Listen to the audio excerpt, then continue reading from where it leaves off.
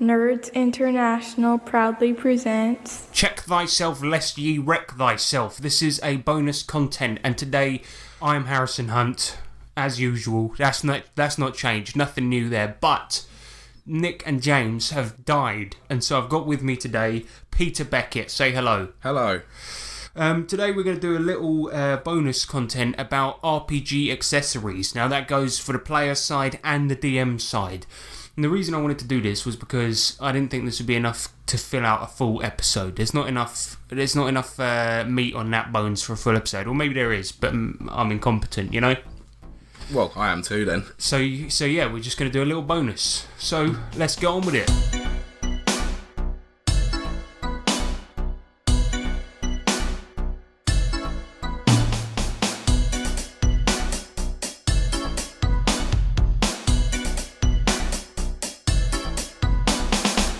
The first thing I wanted to talk about was bloody dice trays. A lot of dice trays out there. There's loads of supply like everywhere, isn't there? Yes, you can get these from pretty much everywhere. We use them at our table. Pretty much every single person has their own individual dice tray. Everybody actually does, not pretty much everyone. Sometimes people don't actually like set their own ones up because the person sitting next to them's going to have one, so they just share one. Yeah, that's what I do. So that's pretty cool anyway. I stopped bringing mine to your Batman game. But basically, what is a dice tray? It is it's a little tray that you can roll dice into so that you're not rolling it off the fucking table, basically. And essentially, everyone at our table has one. But we all have the variety where it comes as a flat thing, and then you can button the corners up so that so it turns it into a tray with walls, essentially. So that means that if you're the type of twat that rolls his fucking dice like a cunt and rolls them off the table, it's not going to happen. We know a few guys on a table like that, don't we? Yeah, well, usually me. Literally every time we play Cthulhu at the pub, my dice are going on the floor. And Batman as well. A lot of people, they might have one big communal dice tray that they have at the end of the table and everyone rolls into it, but some people have their individual ones. And companies like All Rolled Up, they do these mini ones that you can have next to you, or medium-sized ones that everyone at our table has that you can share, and they'll have designs on them. For example, Sean actually has one with a picture of Cthulhu in it. Yeah, he's a big Cthulhu fan, so it sort of made sense that he would get something like that. Exactly, and then you've got ones that have like a picture of a dungeon in it. You've got one, Pete. What's I think mine's just squares, isn't it? It's just sort of like white squares on like a black background. It's just like a patterned one. Yeah, it's fine. Like, it perfectly fits the bill. It's a small one, so it works out perfectly well. I got given mine by my mate Phil, who said that because this was at the time where nobody had a dice tray, and he said rolling without a dice tray at your table was a sin, and so he bought me one, and it was embroidered by his aunt, who has a business making these. And it says HH on it. It's got my initials. Yeah, I've seen that many times. It's a really nice one, actually. Yeah, it's awesome. And so when he gave it to me, I said, I'm going to make an episode all about RPG accessories, and I'll shout out your aunt's company. And he never fucking got back to me. So figure it out, listeners. I don't know where the fuck to get them, where to buy them, but they're cool, so buy them if you can. What do you mean, dice trays? Well, Phil's aunt's ones. Oh, okay, yeah. Sweet. Oh, yeah, I'm seeing the one that you've got there is like a wooden one, isn't it? Yeah, this is weird. I don't know what the fuck this is, but I've got a wooden dice tray here, and you can get these, like, if you look on Amazon, you can get the circular dice trays that are wooden, and then they've got like a felt bottom. And those are really cool because they give like a sort of poker table type feel. Yeah. But this one that I got from a fucking second-hand shop, and I haven't the faintest fucking clue what it is. But essentially what it is it's a wooden dice tray with a felt bottom, but then it's got little numbers that you can flip up.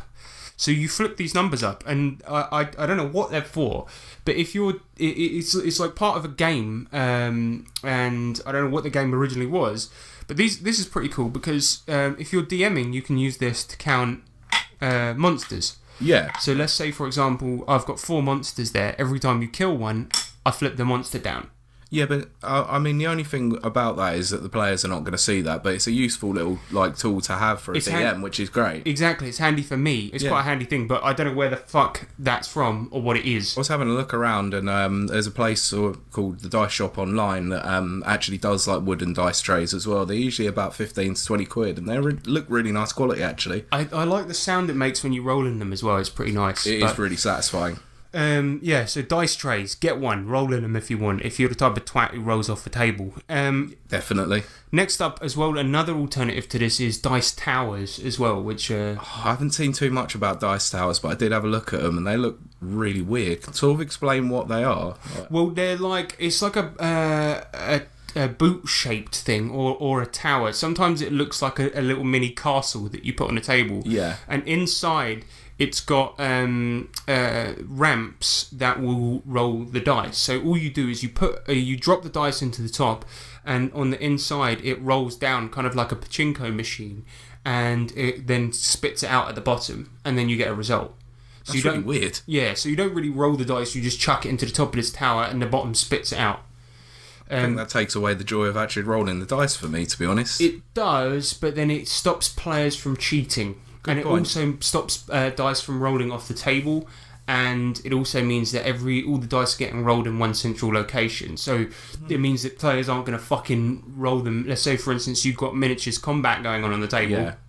Yeah. Then people aren't going to do that. I mean, the dice tray will do the same thing, but some DMs like players just to drop it into this one location, and it keeps it in this really small area. Yeah, that's fair, really, I suppose. Yeah, and then you've got no danger of it bouncing out the dice tray, which Yeah. always fucking happens. The only thing is that these range from looking really cheap to really cool, and the really cool ones you have to spend a lot of money on. Yeah, I saw that they're about 40 quid for the sort of good-looking ones, weren't they? Yeah, like you can get like the ones that look like a castle that have got lights inside. Yeah, Those are awesome, they look wicked, to be fair. but then you wouldn't use them in like a sci-fi game. No, you wouldn't.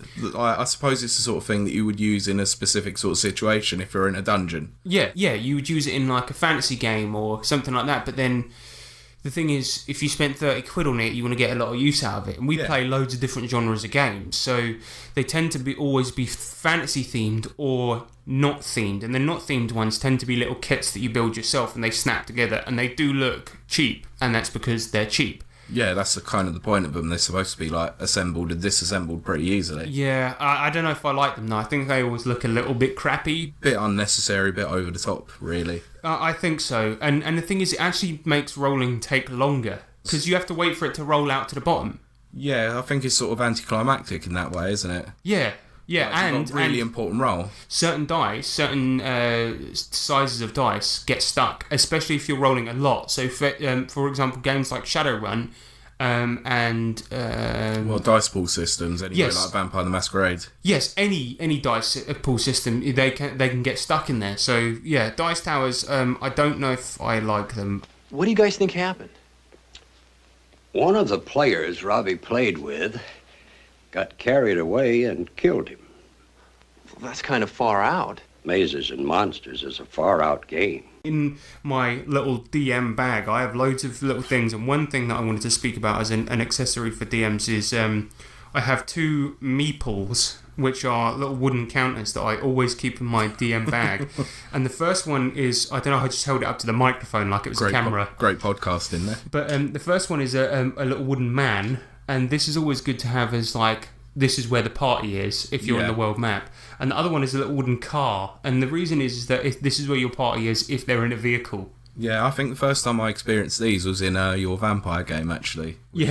Which was really cool. I was like, why is there a car on there? I was like, because you're in a car. Yeah. All right, sweet. Yeah, it makes sense. It's so handy.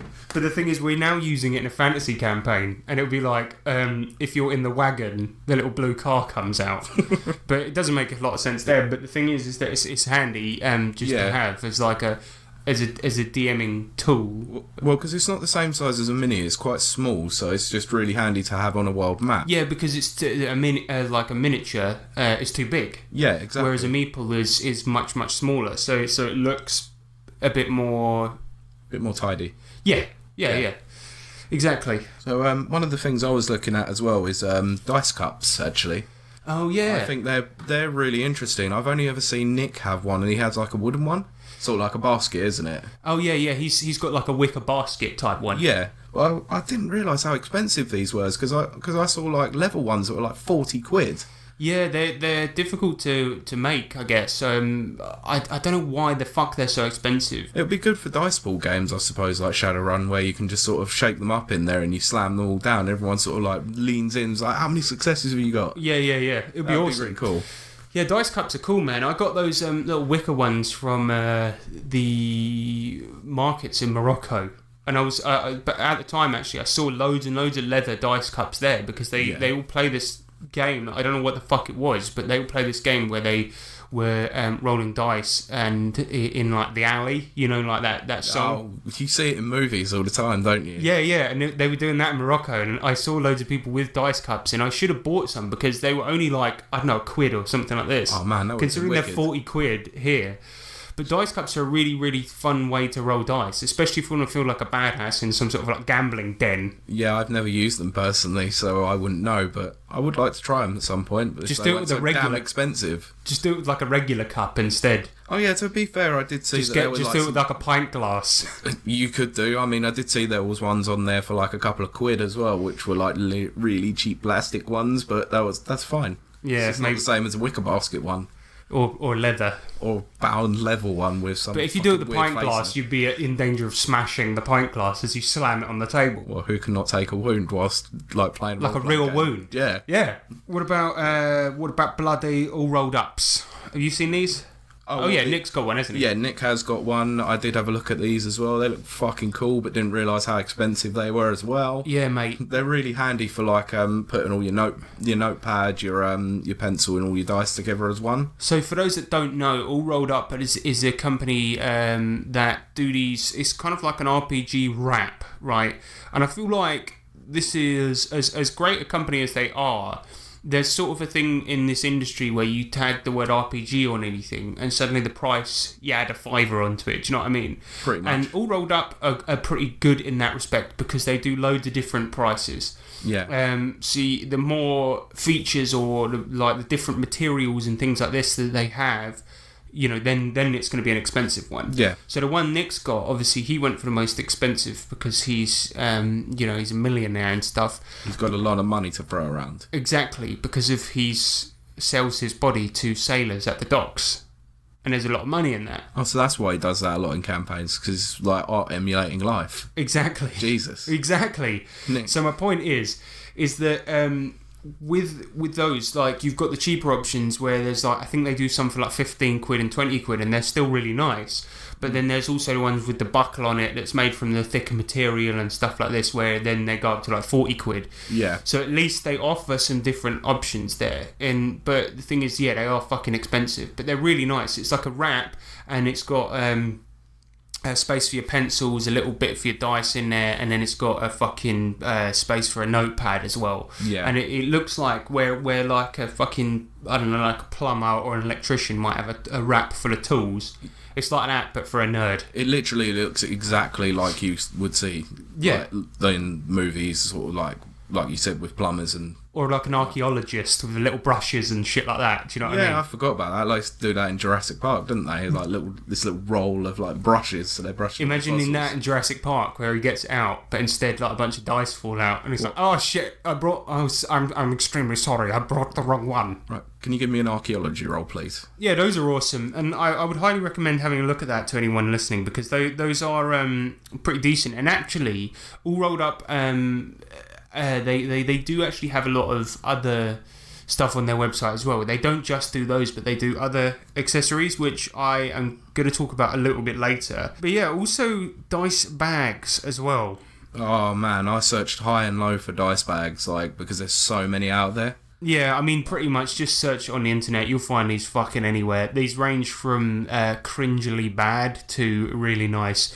I mean, you don't necessarily have to use a dice bag to put dice in. To be fair, a container will hold dice in it. Yeah. There are so many companies out there, again, that are just charging a premium because they'll say RPG dice bags, but just look up jewellery bag and you can find it for dirt cheap, and you put it in there. My mate Phil, again, he keeps his dice in a jewellery box, right, that cost him like £2 that he got from Hobbycraft, and it's got spaces for loads of different jewellery. It's got a carry handle on it, and he's got all his D20s in one of the spaces, all his D6s in another, and it's fucking awesome, Yeah. right? And it's a smidge of the price. Now, I bet you in like a couple of weeks' time, somebody will come along, create the RPG dice box, That's and 25 quid. it's 25 quid, yeah, because it has the word RPG on it. Yeah, it's annoying really because a lot of places put the prices up just because they're tailoring to a hobby, aren't they? And it's really annoying. Yeah, I mean, I use a pencil case to keep my dice in that my wife made, to be fair. It's But pretty handy still. the fact is that this cost me free because it's my wife. But she sells these for really cheap. But you can also just get like a pencil case off the internet Yeah. anywhere. Say, for example, if you like Fallout, for example, search for a Fallout pencil case. There you go. You've got a dice bag that has your favourite game on it. Do you know what I Yeah. mean? And I mean, a lot of individual sellers on Etsy and all that are all selling different things that could be used as dice bags anyway. So. Exactly. So this is why I don't think don't buy into dice bags. I think they're a waste of fucking money, to be honest, unless it's an all rolled up one, because then that actually has features and shit in Yeah. it. One thing I would have to say, like an accessory to do with dice that I would recommend are dice cubes, like the little plastic cube things. Like, But you they can come keep with all dice sets in them, together. though. Sometimes they do. Sometimes you can just buy empty ones if you buy loose dice. Oh right, okay. So- How much are they though? Well, they're like 75p.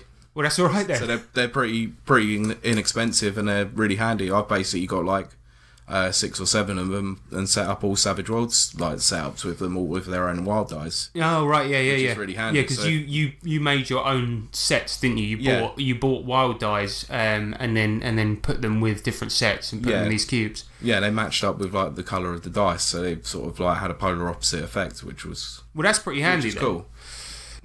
As well for well, speaking of dice, I wanted to speak about DM screens.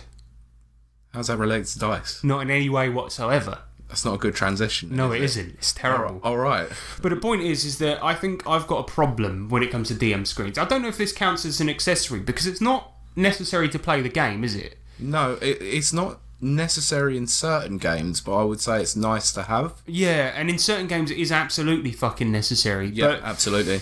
I think it counts as an accessory. But I've got so many fucking DM screens, it's ridiculous. Let me just. Well, I'm not going to count them, but anyway, that would be boring. But the point is that I pretty much, if there's a DM screen going for the game that I like, I'll get it. And the reason is because I'm always worried that there's going to be vital information that I'm going to forget on the other side of that screen. And personally, I think that if you're playing a game and there's a DM screen for it, I think it's a must-have. Yeah, I mean, when I was doing my Batman game with Cthulhu, like I was going to go without the Call of Cthulhu DM screen, but Sean lent it to me, and it came in so handy because it had everything on there that I didn't have to reference the book really at all. Well, the main thing being the sanity, the sanity things. Yeah, the sanity effects were quite confusing at times, so it was quite nice to have them right there in my face, so I can sort of quick reference them. Exactly. I mean, that's something that comes up a lot in Call of Cthulhu, and you need it there. Even not just for the information on the DM side, but for the player side, I like to have a relevant picture to put up. If you got that in front of you, it kind of sets an atmosphere. If you had a blank one and just had something in front of you just to shield your rolls and shield your little papers and stuff like this, yeah, okay, that would do the job. But the thing is that I like to have relevant pictures to show the players and to set the mood for the game. That's the only reason I like them above all else. Because eventually I tend to memorise everything that's on the other side of the screen anyway. So that's the thing.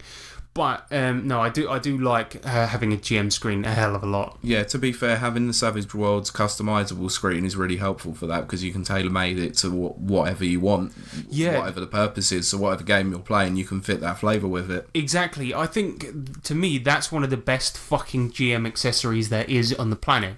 Yeah. And I would say, if you can pick up a copy of that GM screen... Copy.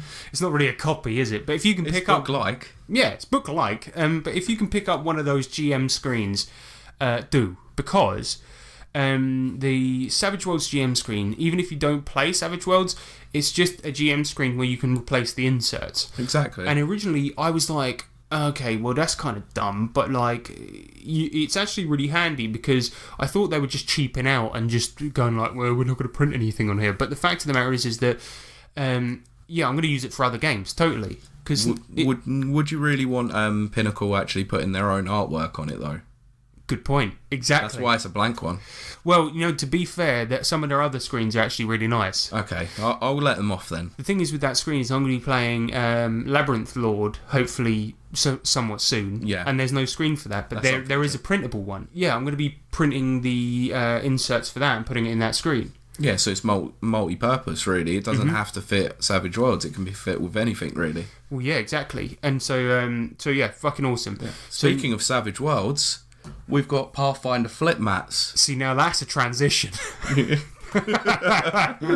Yeah, so basically they're like flip mats, and they come in like different areas, like plot point campaigns that are in the book and stuff like that, isn't it? They tend to keep them quite generic, and I think the reason being for this is like, I think it's so that you can reuse them. Yeah. I don't know who the fuck would ever do that, but it might be if you use it with another group or something like this. Yeah. But I've got one, and it's the one that came with the beginner box. Oh, okay. And on one side it's like a cave dungeon, which I've never used, which I should, because it's actually pretty decent.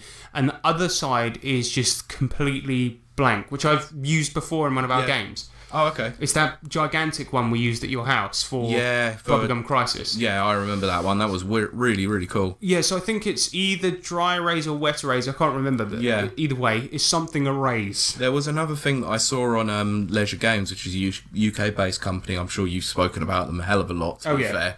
Was the dry erase dungeon tiles, which I thought were really cool. Yes, yeah, those are cool. Those come in many varieties too. So if as well as the Pathfinder ones, which tend to just be like one map, so you get like something, for example, when I played at Dragonmeet, he had one that was like a mansion, and it was just one layout of a mansion. These dungeon tiles are modular, so you can lay them out in any way you want and do almost infinite amount of dungeons. Yeah. With like a big pack of dungeon tiles. Yeah. Can be hard to find, and the big trouble with those is storing them as well, which I find is a fucking pain in the arse. But they are cool, and we used to have a big pack of them. I've got the D&D board game, which has a bunch of dungeon tiles in it. Me and Sean picked that up as well. It's really useful. Great resource for that. And dungeon tiles are fucking cool because, as I say, you can just reuse them. And so Leisure Games, you said, had ones that you could draw on as well. Yeah. So they were basically like white or different colours, and you could draw on them. So you could like actually do like your maps on them, and then just sort of like lay them out. I've seen those. Yeah. They come in like a pack of like 35, 36 tiles, and they come in different sizes as well. So the top one is like a 5-inch one. That would be really cool if you drew a dungeon and then laid it out on the table, and then you could just fucking move them about and be like, oh, the dungeon's shifted about. It's the gravity realm. Yeah, you know that game that we did at Peak Meet, Dr. Spectacular, like where he had the randomly changing dungeon? That would have been perfect for that. There you go, yeah, that'd be awesome. Dungeon tiles are fucking awesome, actually. I really would like to use them more, and I don't enough, because the thing is, I've got actually quite a few, and I've never... I always sit drawing maps for fucking ages, and I should just fucking use more of dungeon tiles. Yeah, you should really, but like the only fuck's wrong with me. Only experience I've got with doing maps is from Batman, but like I'll probably end up reusing some of those maps at some point anyway. I certainly do. I mean, I tend to keep all the ones I've drawn in like a big archive and pull them out if need be.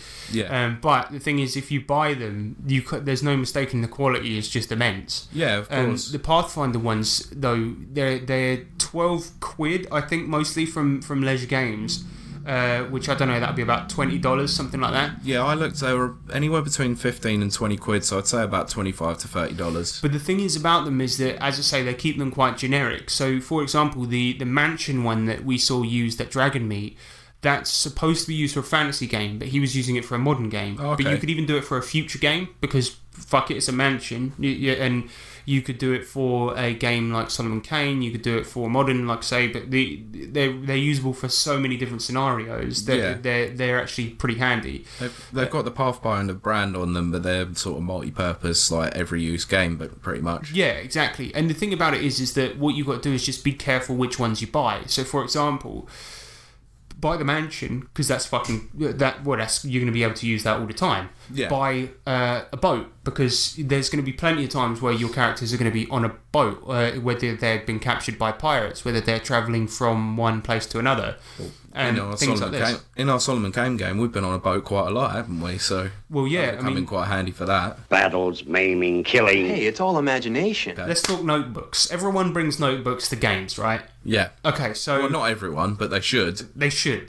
No, you know what? There's a famous quote, and I think it was Gary Gygax that said it. And if I'm misquoting him or I'm attributing this quote to the wrong person, then you should be sorry for listening to this. But my point is that I think Gary Gygax said you can't have a meaningful D&D campaign without notes. No, you can't. And what he was doing was talking about taking notes during the game. But the point is that during games, people like to take notes, and then that means you can look back on them and reminisce, or it means you can look back on them actually for a practical standpoint to go, who was that fucking guy we spoke to? And Yeah. you can look back on it, and the DM will like you as well because he's going to go, hey, I don't have to remember that guy's name. Yeah. You know, and similarly, the DM should be taking notes as well. But I get too caught up in the moment. All right, and I don't remember that guy's name. But To be fair, I used to like write notes quite a lot in the first couple of sessions of the Batman game, but then sort of stopped after a while because I sort of left it to you guys doing it because there was like Nick and Sean around the table would always take notes. exactly, and that's fine. And the thing about it is that again, this is another thing. This is another product. Just buy any old notebook, right? Don't buy the ones that are branded RPG Notebook online. No. You'll be buying some stupid ass leather bound shit that will cost you a fucking fortune because it's got the word RPG in front of it. Go to, in the UK anyway, Paper Chase is a great one because they will do high quality, really nice notebooks for £8 that are beautiful, right? My wife got me one recently that was beautiful. James got us all notebooks years ago with our group's name emblazoned on it, and I don't know how much it cost, but I guarantee you it was cheaper than all those crappy ones on there. Yeah, and you can just get nice notebooks from anywhere. Yeah, I see these ones online all the time, and recently, and I don't want to rag on this bloke because I happen to know that this guy is a very, very, very nice guy. However, I'll try and keep this as anonymous as possible. But there was a guy that made a product, right, that I'll try and keep this vague. So let's say, for example, he just made a normal notebook, right? Just a regular ass normal notebook, but on the front, let's just say, I'm not going to say what it actually says, but let's just say, for example, it says RPG Notebook, but in the font of D&D. That's all it is. That's all it is. About 30 quid? Something like that. Oh, you'll take But he's definitely charging more than he should simply for that, right? Unbelievable. I'll get it up on my phone, right? That's it. That's it. That's what you're paying for. That's the cover. That's what the fuck is that? What? That's mental. Right. It just says notebook on it. And Alright, well, I'll bleep sorry, that out. sorry. I'll bleep out you saying that. I'm sorry. But yeah, so it is for the and it's $24. That is mental. Why? It's really a shame because I happen to know the guy's like a super nice bloke who made it, but he's taken the piss. He's literally taken the piss. That's like he's made a logo.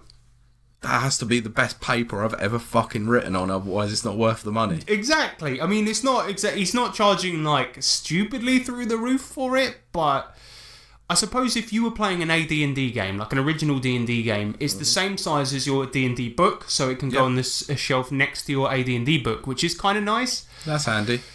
And then it will have your notes in it, but other than that, I just feel like he's taking the piss a little bit. Yeah, and you find that's a common reoccurrence with a lot of these places. Is slap RPG on it, and this just raises the price. Like, Notebooks, yeah, exactly. And notebooks and dice bags are two places where I see that a lot. Like a lot of piss taken there, and that just fucking pisses me off. Like, there's so many places you can just go and get a pretty rudimentary notebook for pennies on the pound, basically. Yeah, You know. yeah. I mean, the one thing I will say is that like, if you want one themed to your game, I do get that. I do understand that, because let's say, for instance, you people like themed dice, don't they? Yeah. And if you want a fantasy themed notebook, that you can get that. But the thing is, leather-bound notebooks with like old timey methods of binding it have been around for years, right? And they exist for people that are just book lovers. They're not necessarily just for RPG people. Do you know what I mean? And as a result, you can get those from a myriad places without having to slap the word RPG on it. And they will be expensive, but they won't be necessarily like so expensive and they won't necessarily have to have a fucking Kickstarter campaign and all of this shit. Yeah, exactly. You can get them anywhere. I mean, I like a themed notebook to myself. Like, I mean, when we started playing Vampire, I bought a red notebook and it only cost me £2. Well, because everything at the table had to be bloody red, didn't it? Yeah, we had to drink red drinks and all that, which was bloody stupid. No, I like that. It was cool. But... I remember the other day I was looking. Well, to be fair, we're starting a Fallout game soon-ish. Yeah. Right, and I've seen online that you can get a Fallout notebook, and it is a £5, so I'm going to get it.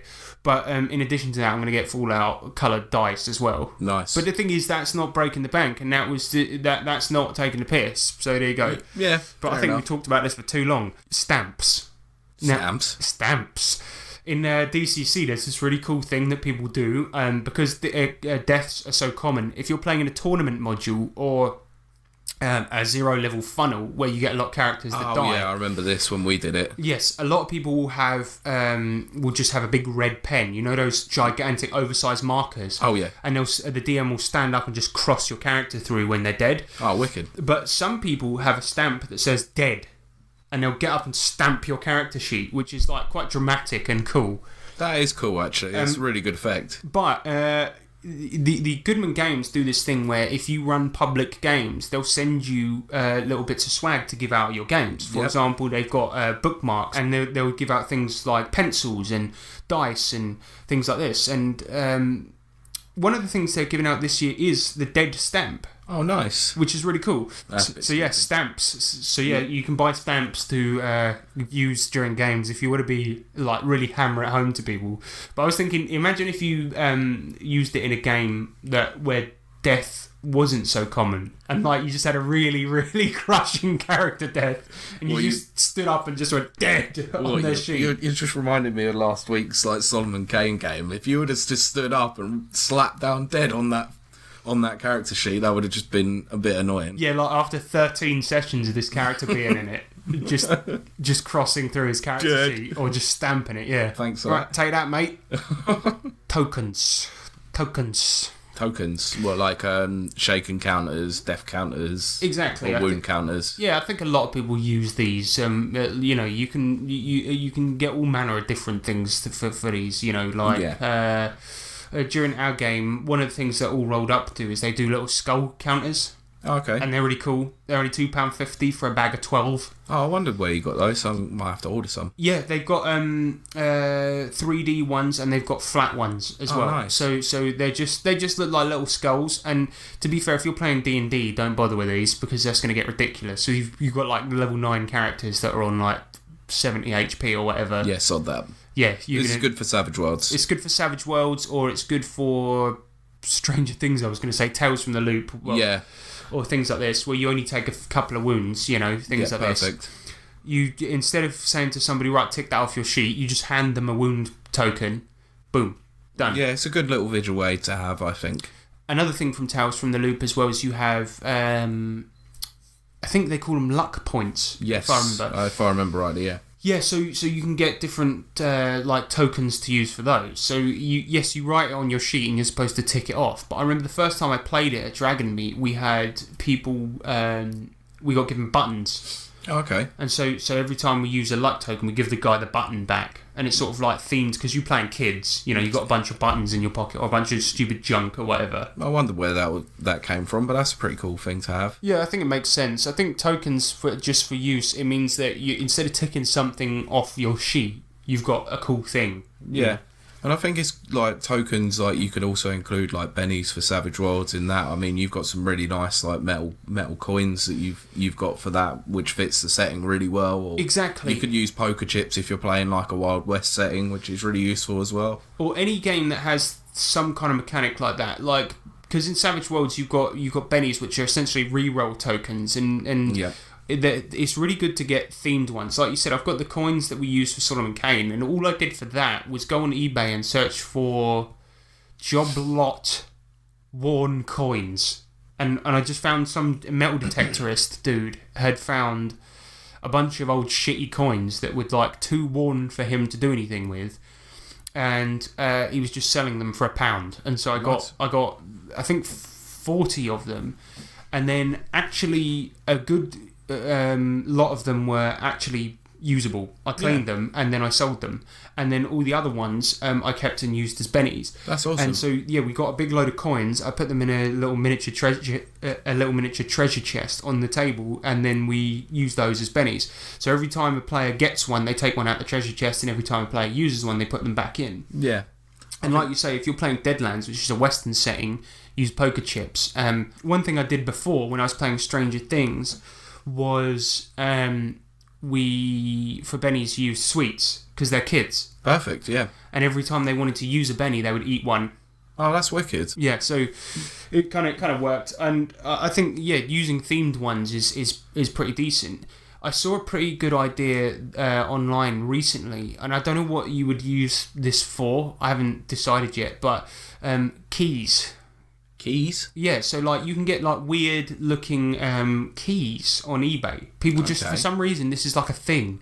Like people selling gigantic bags of like old timey looking keys. Well, I mean, I suppose the thing is like when people used to change their doors and their locks and that, and they never used to throw away their keys, which is really weird. Like, so you'd end up like gathering loads of keys up. Just have like a big drawer of keys in your house. But it might be handy. I was thinking if you're doing a tournament module in DCC, for example, the way some people tend to score those is whoever got through the most rooms.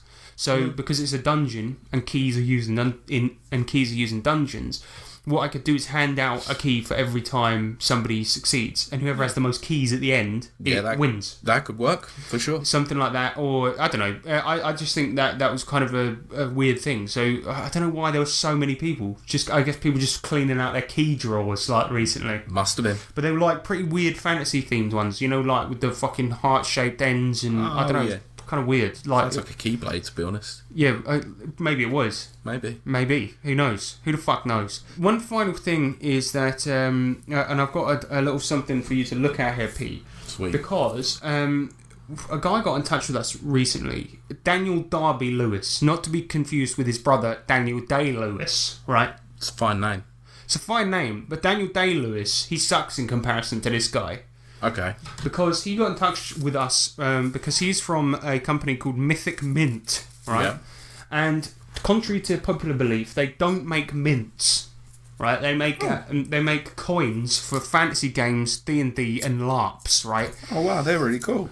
Yeah, so this guy sent us some coins, right? And we have to give an honest review. It's very nice of him. It's really cool. Shame it's not spendable in shops over here, but Well, I'm going to bloody well try. of course you will. Of course I will. Self-service tills are a bit dumb, aren't they? Yeah, exactly. They'll never know. Yeah. They'll never know. But anyway, these things essentially they're doing a Kickstarter right now, and these are coins that you can use for like LARPing, or as we said, you could use them for bennies in any fantasy themed Savage Worlds game, or DCC. You could use them as luck points or anything like this. Yeah. But they're really, really cool, and these are like silver-plated coins, and on one side you've got like a bow and arrow with stars, and on the other side you've got like a logo for, I guess, for the Mythic Mint, but the weight of them is really cool, and the thickness is really cool. Actually feels like a really, really high-quality product, but these are the silver ones that he's sent us, and on the website they have gold and... I imagine bronze, isn't it? Yes, copper ones as well. So, yeah, you can pledge different amounts to get different ones. I'm not going to read them all. I'd recommend you go and look at the website. But I'm glad that I like them, because this would have been really awkward if if they were rubbish. Yeah, they are really nice quality, to be fair, so I recommend checking them out, because after seeing that, I might have a look myself. Yeah, they're really cool. So if you pledge a tenner, you get 15, and you get 5 of each. If you pledge 15 quid, you get 10 of each. So nice. It's pretty cool. So like I said, if you're playing like a fantasy themed game at your table, I went to a craft store and got that miniature treasure chest for 2 quid. Yep. Get some of these, put those in there, and then you've got a little stack of bennies on the table, creates an atmosphere, and you've got some of these in there, and then whenever people take bennies. Additionally, if you're using the Deadlands Benny rules in Savage Worlds, and you get the copper, silver and gold ones, then you can use those as the red, grey, and whatever the fuck colours they use in Deadlands. The fate chips, isn't it? Exactly. And then you could use the fate chip rules, but in a fantasy themed game with appropriate bennies. That'd be wicked. So they are fucking cool. So thank you, Daniel Darby Lewis, not to be confused. With Daniel Day-Lewis. Thank you. He's That cool. is confusing as hell, to be fair. It is confusing. I mean, maybe he needs to kill and eat his brother, Maybe. absorb his powers. Possibly. Anyway, that's Mythic Mint Fantasy D&D RPG and LARP coins. Definitely check it out. It's well worth it. I did eat one earlier. It's not minty. Oh, it's a shame. I think I might have some sort of silver poisoning. You might need to go to the hospital. Nah, I'll be alright. I'll Just- be alright. just give it power six- through it, mate. Give it 6 hours, have a little sleep, you'll be fine. That's it, man. That's RPG accessories. Is there any more that you wanted to talk about? There was a weird one that I did see. It was a turn and point tracker, which was like this. It was like this plastic thing that had like a circle thing at the bottom, and you could like mark whose turn it was and how many points of like wounds or stuff they had taken. Oh, I think I've seen one of those. So what is it like? Is it something you put on the table? Yeah, I imagine it's sort of put down on the table, like in the middle of all the players, and like it has like this whole area that's sort of like each person can track their own wounds. Well, and turn. Yeah, Sounds like it makes it harder than it has to be. yeah, it does sound a bit. Don't yeah, buy that. It was a bit overpriced. Yes. Don't buy that. Buy some Mythic Mint coins and then see if you can use those to buy some accessories. Some good ones, Yeah, exactly. like the ones we've spoken about today. Yes.